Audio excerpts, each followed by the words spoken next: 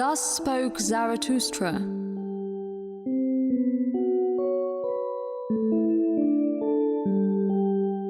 Zarathustra asks the first and only question: how to excel a human being? Try to surpass these lords of today, O my brothers, these small people. They are the greatest danger for an overman. Thousands of years later, his name won back the hearts of people and fell into disrepute. It was all thanks to Friedrich Nietzsche, who in the 19th century wrote a book, Thus Spoke Zarathustra. The theory of Overman and the eternal recurrence were very dear to the heart of the Third Reich exponents, but they took the philosophical novel very liberally, whereas Nietzsche himself wasn't too soft with the ancient prophet and spoke his own thoughts on behalf of him.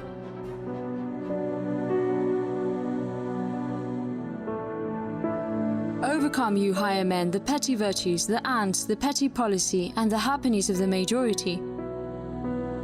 Is that what Zarathustra spoke about? Chapter 1. Who is Zarathustra? The road from the very center of Taraz is short. Another couple of turns along the ancient caravan route across the stone bridge, which has been around for a few centuries now. Another turn, an archway, the city outskirts, and here we are in Tekturmas. Not a simple mountain which stands for a reason. This is a loose interpretation of the word Tekturmas from the Turkic language. The place really is not simple. Zoroastrian, Christian and Muslim burial mounds were found here. This is a kind of ancient cemetery. This is Central Asia's largest Zoroastrian necropolis and one of the most ancient ceremonial venues. There is a little hilltop, a slight breeze. Talas is down there carrying its boisterous waters with blinding sun rays.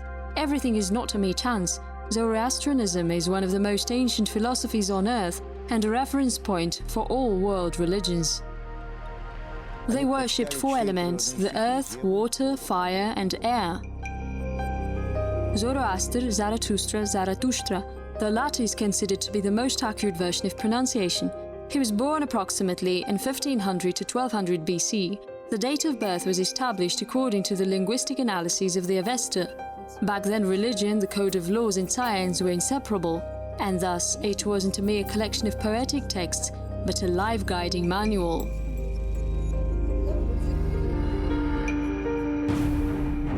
Vohumana, enlighten and let it give me more strength. Mazda, give Zarathustra a miracle-working word.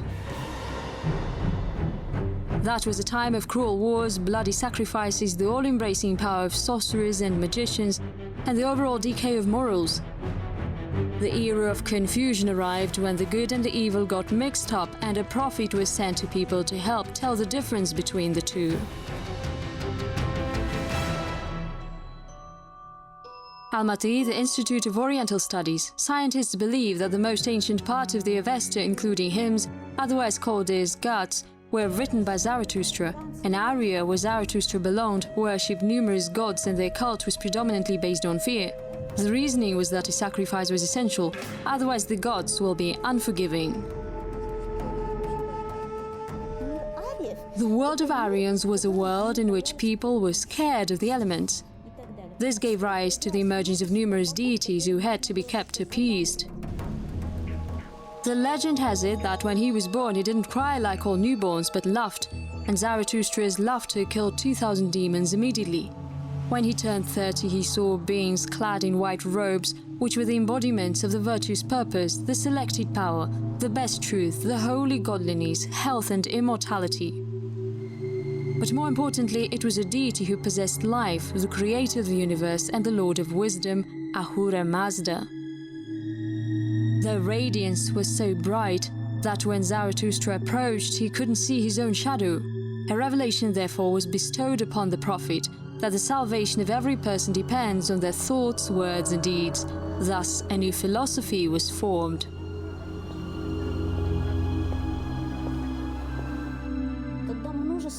It was a time of many cults, and one didn't know who to worship.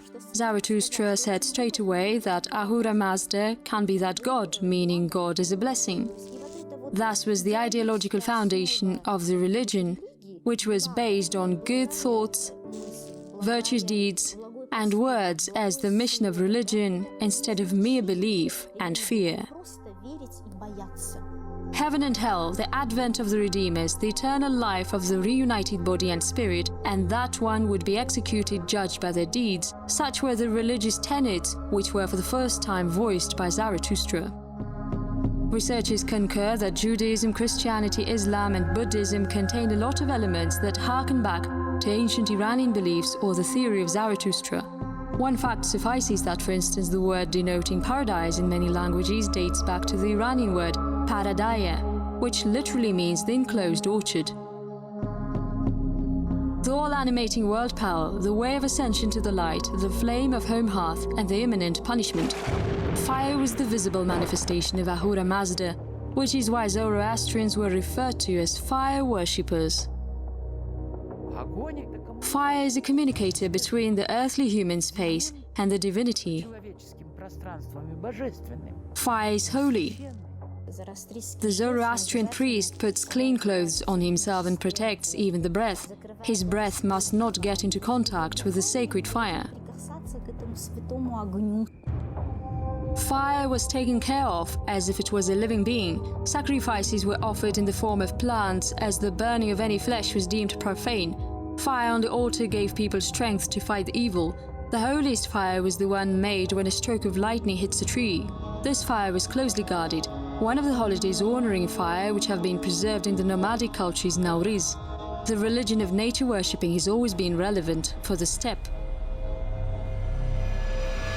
Chapter 2. Where did Zarathustra speak?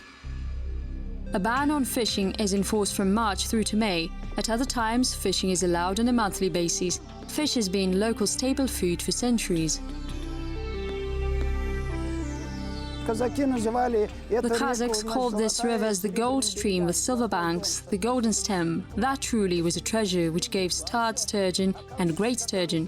The Kalmyks, who often inhabited this area, were more belligerent and called it Bal, or the Honey River. Afghanistan, Azerbaijan, Russia, Ukraine all claim to be the birthplace of Zarathustra. At a place where the large river flows into the sea, there is sturgeon fish. The legend has it that the revelation came to Zarathustra when he went to take some water during the spring feast to make a sacred Aryan drink, haoma. Some researchers say that he went to the Ural River.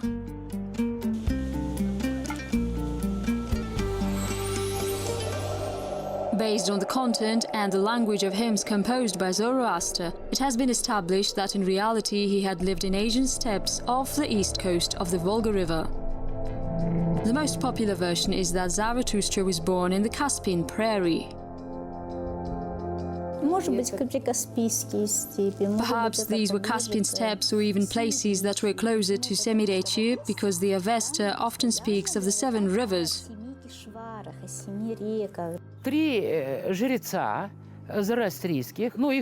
Zoroastrian priests, known as prophets, when Jesus Christ appeared, they left those places.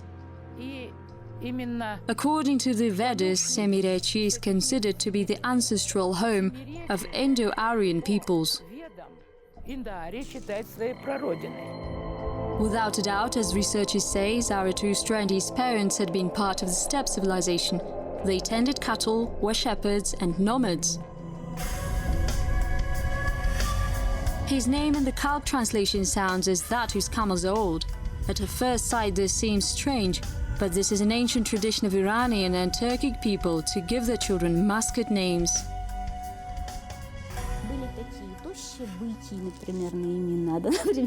There were such names as the lean bull or slow camel. Such names were given to protect a child from natural ordeals and various illnesses, so that they survive in this life.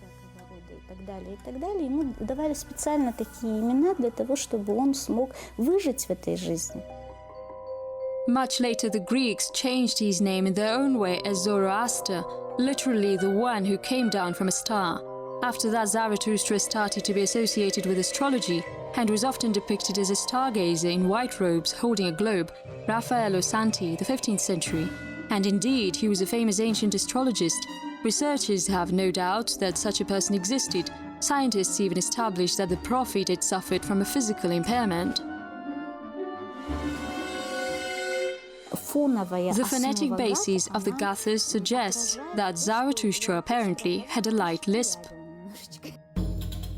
Zarathustra had long wandered and finally settled at the court of the East Iranian king Vishtaspa. The kingdom was situated someplace in modern Central Asia. Vishtaspa's wife became the follower of Zarathustra.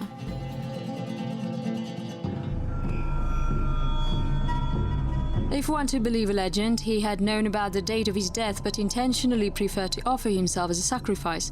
Zarathustra asked Ahura Mazda to give him immortality, but the creator of the universe refused to do so, saying that if he were to make him immortal, then the person destined to kill him would become deathless too, and the world would not be cleared of the evil, and the future existence of righteous men would be impossible. Zarathustra died aged 77 after he was stabbed in the back with a knife during a prayer. A priest who opposed the new faith murdered Zarathustra. Chapter 3. What did Zarathustra say? Show me the truth so that it calls and leads me to common sense, and ask us what others would ask you, so that you become just as powerful, if he can be mighty. In the evening, the main square in Taraz is blocked and it turns into a pedestrian crossing and the favorite place among the city residents. Around 150 years ago, a flower market was set up in this place. In year 56, a decision was made to tear it down, and during the work, some ancient burial vessels, a fire pan, and a special instrument were found. This finding gives a basis to suggest that the skeleton bones used to be cleaned of flesh by way of simmering them in these types of fire pans, and flesh was separated from bones with a spec-shaped fork. The later was brought up to a hilltop, waited until the bones separate, and only the clean bones were put into ossuaries and were buried on this hill. Ahura Mazda created all life, gave flesh to spiritual forms, and could predict the thoughts of all people alive, including all their words and deeds. At the same time, he gave them a choice between the good and the evil, because the choice of the good is a deed of one's own volition. Only this way can the camp of the good be fortified. He has a twin brother, his alter ego, and the embodiment of the evil called Ahriman. When a person died, this day was a holiday for Ahriman. The corpse was no longer a human being, but a defiling matter. This is the reason why the bodies were not burnt, but thrown into water and were never buried to avoid desecrating the holy elements with the decomposing flesh. Sometimes the dead were left to be eaten up by animals and birds. If a body was dragged off by predators and lacerated, the person was considered to be happy. If the body was torn to pieces by birds of prey, such as golden eagles for example, the person was considered to be blessed, meaning that their soul went straight to heaven.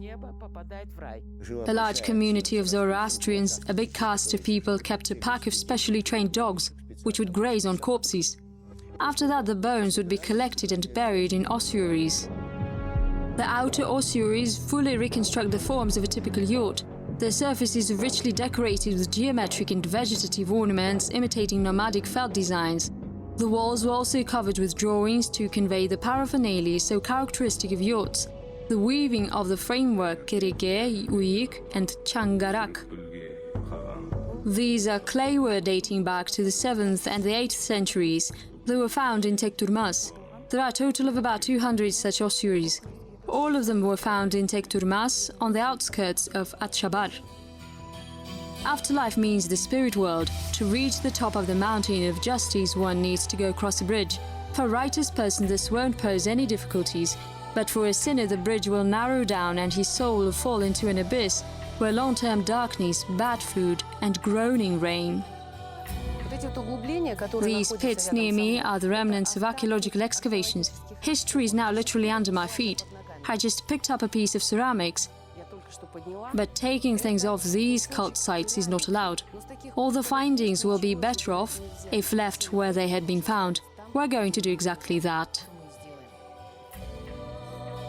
Пусть лежат.